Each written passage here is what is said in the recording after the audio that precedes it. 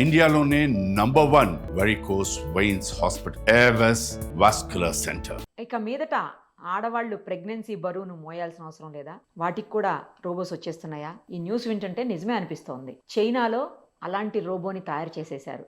Next year ఆ robo బేబీని కూడా డెలివరీ కాబోతోంది. ఇప్పటికే సీమంతానికి కూడా రెడీ అయిపోతుందంట. ఏంటిదంతా అనుకుంటున్నారా? ఇదంతా నిజమేనండి. దీనికి సంబంధించిన మరిన్ని వివరాలు మనం డాక్టర్ పూజారెడ్డి గారిని అడిగి తెలుసుకుందాం. ఆవిడ ఇన్ఫర్టిలిటీ స్పెషలిస్ట్ కూడా. ఒకసారి మాట్లాడదాం. డాక్టర్ గారు నమస్తే అండి. నమస్తే అండి. డాక్టర్ గారు, ఏంటి ఇప్పటికే సరోగసి అని అవన్నీ ఇవన్నీ ఇష్యూస్ అవుతున్నాయి. మేబీ సరోగసిని రీప్లేస్ చేసేందుకే ఇలాంటి డెసిషనా ఏంటి? అసలు రోబో మదర్ ఏంటి? రోబో ఊంబులో ఆర్టిఫిషియల్ గా ఎలా బేబీ ఎదుగుతారు? అంటే కొన్ని నెలలు తక్కువ పుడతారు కదా బేబీస్, అలాంటప్పుడు ఇంక్యుబేటర్లో పెడతారు. ఆ టైపులో ఏమన్నా ఈ ఊంబు ఉంటుందా? అసలు రియల్ మదర్ ఊంబులో పెరిగినట్లుగా ఆ బేబీ ఎలా రాబోతుంది బయటికి? అది అసలు సాధ్యమా? ఇది చాలా హాట్ టాపిక్, ట్రెండింగ్ టాపిక్ అండి. ఇప్పుడు మీరు విన్నది నిజమే. చైనాలో రోబో డెవలప్ చేశారు, హ్యూమనాయిడ్ రోబో.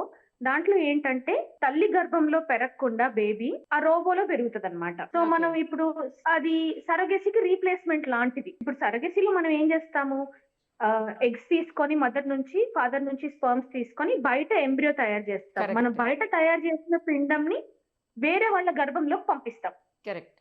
సో దీంట్లో ఏంటంటే మనం పిండం బయట తయారు చేసిన తర్వాత ఆ ఎంబ్రియోని రోబోలో పెడుతున్నాం. ఆ రోబోకి ఏంటంటే చాలా కనెక్షన్స్ ఉంటాయి అన్నమాట. అంటే లోపల ఫ్లూయిడ్ అది సర్క్యులేట్ అవ్వడానికి, బేబీకి కావాల్సినవన్నీ బేబీకి ఎక్కడానికి, బేబీ నుంచి వచ్చే వేస్ట్ ప్రొడక్ట్స్ అన్ని బయటికి రావడానికి మనకి రకరకాల కనెక్షన్స్, ట్యూబింగ్స్ ఉంటాయి అన్నమాట.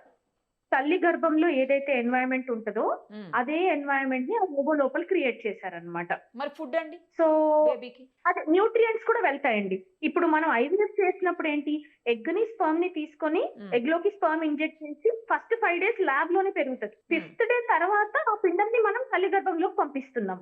దీంట్లో ఏంటంటే అలాంటి మీడియాలో, అలాంటి ఫ్లూయిడ్స్ లో, అలాంటి కల్చర్డ్ ఎన్వైరన్మెంట్ లోనే కంటిన్యూ అవుతుంది అనమాట బేబీ. సో ఐవీఎఫ్ లో 5 days చేస్తున్నాం కదా, దీంట్లో కంప్లీట్ 9 months ఆర్టిఫిషియల్ గానే గ్రో అయిపోతుంది బేబీ. మరి అంటే లోపల ఒక లిక్విడ్ ఉంటుంది కదా, ఉమ్మనీరు అంటాం మనము, మదర్ కి అయితే ఉంటుంది. ఇప్పుడు ఈ రోబోకి ఎలా వస్తుంది మరి? అదంతా ఆర్టిఫిషియల్ గా బయట నుంచి సపోర్ట్ చేస్తారు. ఆ లిక్విడ్ ని బయటే మ్యానుఫ్యాక్చర్ చేసి దానికి సిమిలర్ గా ఉండే లిక్విడ్ ని సిమిలర్ కాంపోజిషన్ లో అదే దాంట్లో బేబీ గ్రో అవుతుంది. డెఫినెట్లీ హ్యూమన్ టచ్ ని, బ్రెయిన్ ని, ఎమోషన్ ని అయితే రీప్లేస్ చేయలేదు రోబో. కానీ ఇప్పుడు ఏంటంటే నిజంగా సరోగసి అవసరమైన వాళ్ళు, అంటే యూట్రస్ పైన మల్టిపుల్ సర్జరీస్ అయినాయనో, లేకపోతే మల్టిపుల్ మిస్క్యారేజెస్ ఉన్నాయి, లేకపోతే అసలు పుట్టుకతోనే యూట్రస్ లేకుండా పుట్టే వాళ్ళు కూడా ఉంటారు, లేకపోతే చిన్న యూట్రస్ తో ఉండేవాళ్ళు, చిన్న గర్భసంచి, లేకపోతే షేప్ వేరేలాగా ఉన్న గర్భసంచి ఉన్న వాళ్ళు, అట్లాంటి వాళ్ళు ఉంటారు. వాళ్ళలో మనం ఎన్నిసార్లు అటెంప్ట్ చేసినా కూడా ప్రెగ్నెన్సీకి అది సక్సెస్ఫుల్ ఉండకపోవచ్చు. అట్లాంటి వాళ్ళందరికీ ఏంటంటే as a last attempt surrogacy చేసుకోమని చెప్తాం అన్ని ఫెయిల్ అయినప్పుడు. కానీ సరగేట్ దొరకడం కష్టం అండ్ కాస్ట్ కూడా చాలా ఎక్కువ సరగసిది. సో ఇలాంటి ప్రాబ్లమ్స్ ఉన్న వాళ్ళకి ఏంటంటే this is going to be very helpful. అంటే ఇది అన్ని అప్రూవల్స్ వచ్చి అంతా బాగుండి, ఎలాంటి ప్రాబ్లమ్స్ లేవు, ఎలాంటి సైడ్ ఎఫెక్ట్స్ లేవు అని మనకు అథారిటీస్ అందరూ క్లియరెన్స్ ఇస్తే ఇది చాలా హెల్ప్ఫుల్ ఉంటుంది అలాంటి వాళ్ళకి. కానీ మన దగ్గర కొత్తగా ఏదొచ్చినా దానికి మళ్ళీ మిస్యూజ్ చేసుకోవడం అనేది ఒక గోల్ ఉంటది. సో అది కరెక్ట్ గా యూజ్ చేసుకుంటే it is going to be good. కానీ అలా అని ఇది ఉంది కదా అని చెప్పి పిల్లల్ని ఎవరు మోస్తారు, ఎవరు కంటారు, నేను లావ్ అయిపోతాను, నాకు ఎందుకు ఈ గోల్ అంతా, నేను ఎందుకు సిజేరియన్ చేసుకోవాలి, నేను ఎందుకు నార్మల్ డెలివరీ నొప్పులు పడాలి అనుకుని దీన్ని మిస్యూజ్ చేస్తే మళ్ళీ అన్నిటితో ప్రాబ్లమ్స్ ఉన్నట్టే దీంతో కూడా ప్రాబ్లమ్స్ వస్తాయి మనకి. కానీ మరి డెలివరీ అప్పుడు అదంతా అంటే అది ఎలా సాధ్యం అవుతుంది? మరి మదర్ కంటే డెలివరీ ఎట్లా చేస్తారు? మీరు రెగ్యులర్ గా మనం చూస్తుంటాం. బట్ ఇప్పుడు మరి ఆర్టిఫిషియల్ గా బేబీ ఉన్నప్పుడు రోబోకి డెలివరీ ఎలా చేస్తారు?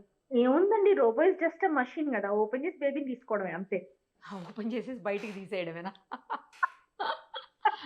అంతే. అదే మనిషి కాదు కదా సర్జరీ చేయడానికో లేకపోతే నార్మల్ డెలివరీ చేయడానికో. It is just machine. ఏముంది, ఓపెన్ చేసి బేబీని తీసేసుకోవడమే అంతే. మరి వెరీ సింపుల్. తినడానికి సింపుల్ గా ఉంటది, బట్ దానికి కొంచెం ప్రాసెస్ ఉంటది, బట్ బాటమ్ లైన్ అంతే. మరి ఇప్పుడు బేబీకి ఇచ్చే ఆక్సిజన్ గానీ లేకపోతే తను బ్రీతింగ్ అవన్నీ ఎలా? అన్ని సెట్ అయి ఉంటాయండి దాంట్లో.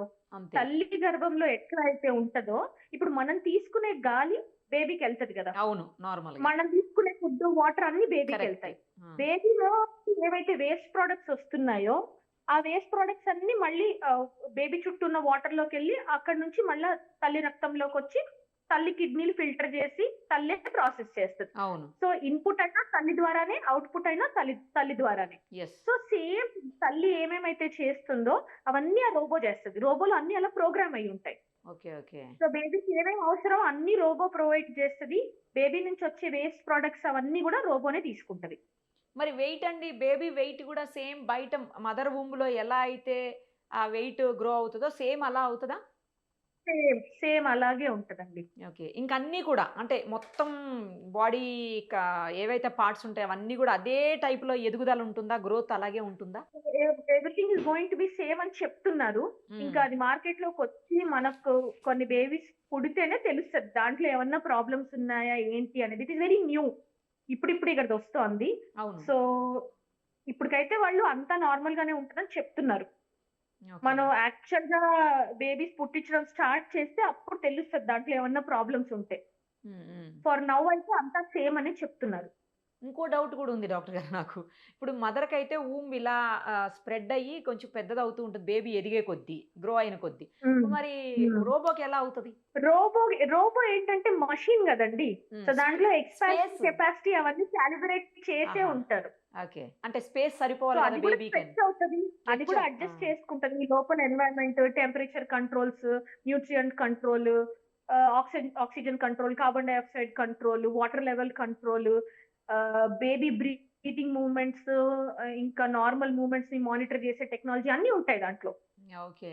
మన బ్రెయిన్ ఏవైతే చేసుకుంటుందో అవన్నీ బయట నుంచి సైంటిస్ట్ చేస్తారు. బేబీ బయటకు వచ్చిన తర్వాత మరి ఫీడింగ్ అదంతా ఇంకా అప్పుడు ఆర్టిఫిషియల్ గా ఇవ్వాల్సి వస్తుందేమో కదండి. అంటే మామూలు డబ్బా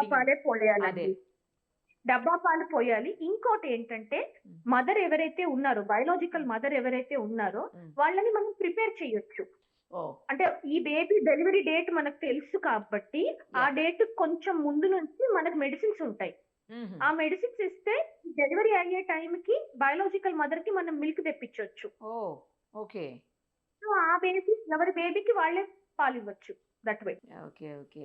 అంటే కొంత సరోగసీ గానీ మీరు అన్నట్లు కొన్ని ఇష్యూస్ ఉన్న వాళ్ళకి మాత్రం ఇది నిజంగా వరమనే చెప్పాలేమోనండి. డెఫినెట్లీ అండి. అంటే మల్టిపుల్ ఫెయిల్యూర్స్ ఉన్న వాళ్ళకి సరోగేట్ ని వెతుక్కొని సరోగేట్ లో ఎంబ్రియోస్ ట్రాన్స్ఫర్ చేసుకొని అదంతా చేసుకోవడం కంటే ఒక మషిన్ ఉండి రెడీమేడ్ గా మనకి చేసిచ్చే లాంటి ల్యాబ్ ఉంటే డెఫినెట్లీ చాలా హెల్ప్ అవుతుంది. కానీ అగైన్ ఇది మార్కెట్ లోకి వచ్చిన తర్వాత ఎంతవరకు మిస్యూజ్ అవుతుంది, ఎలా ఉంటది అనేది వెయిట్ చేసి చూడాలి. ఇప్పుడు మొన్నటి వరకు చూస్తున్నారు కదా సరోగసీ వివాదం, దాంట్లో ఎలా అయితే మిస్యూజ్ చేశారో అలా మిస్యూజ్ అవ్వకుండా చూసుకోవాలి దీన్ని. అవును. కానీ ఆ రోబో మన దగ్గరికి రావాలంటే కూడా కాస్ట్లీ అండి. 12 లక్షల దగ్గర సుమారు ఉంటుందంట అది మనకి. నేను న్యూస్ లో చూసాను $14,000 అని. సో చూడాలి ఎలా ఉంటుందో మీరు అన్నట్టు. ఇప్పుడు వరకు ఇనుములో ఒక హృదయం మొలిచినని పాడుకున్నాము, ఇనుములో ఒక బేబీ పుట్టింది అని పాడుకోవాలేమో అండి. కరెక్ట్, బాగా చెప్పారు. రైట్ డాక్టర్ గారు. చూద్దాం. అంటే డెవలప్మెంట్ అనేది అన్ని రకాలుగా జరగాలి. బట్ అది మీరు ఇందాక అన్నట్లు నైతికంగా కూడా ఆలోచించాల్సిన అంశం ఇది. డెఫినెట్లీ ఎలాంటి రోబో వచ్చినా ఏదొచ్చినా హ్యూమన్ టచ్ ని, ఒక బేబీని మోసి కనే ఆ ఫీలింగ్ ని, ఆ బ్రెస్ట్ ఫీడింగ్ ఎమోషన్ ని, మదర్ కి చైల్డ్ కి ఉన్న అటాచ్మెంట్ ని అయితే రీప్లేస్ చేయలేదు. తప్పని పరిస్థితులలో ఇదొక ఆల్టర్నేటివ్ ఉంది కదా అని ఎవరు పడితే వాళ్ళు అవసరం లేని వాళ్ళు ఇలాంటివన్నీ ఆప్ట్ చేసుకోకూడదు. తర్వాత లీగల్ ఇష్యూస్ వచ్చే అవకాశం కూడా ఉంటుంది కదండి. ఆ లీగలైజేషన్ అవ్వాలి, ఇవన్నీ చాలా ప్రాసెస్ ఉంటుంది, అంత ఈజీ ఏం కాదు. Yes it will take time అండి. అది రావాలి, దాని సేఫ్టీ కంప్లీట్ గా ప్రూవ్ అవ్వాలి, మార్కెట్ లోకి రావాలి, దానికి రెగ్యులేటరీ అథారిటీస్ ఉంటాయి. కరెక్ట్. ఏదైనా ఒక అడుగైతే ముందుకు పడింది కదండి డెవలప్మెంట్ కి. డెఫినెట్లీ నిజంగా అవసరమైన వాళ్ళకి it is going to be of help. Thank you doctor గారు, చాలా ఇన్ఫో చెప్పినందుకు. Thank you so much. Right. Suman టీవీలో మీ పర్సనల్ అండ్ బిజినెస్ ప్రమోషన్స్ కోసం కింది నెంబర్కి కాంటాక్ట్ చేయండి.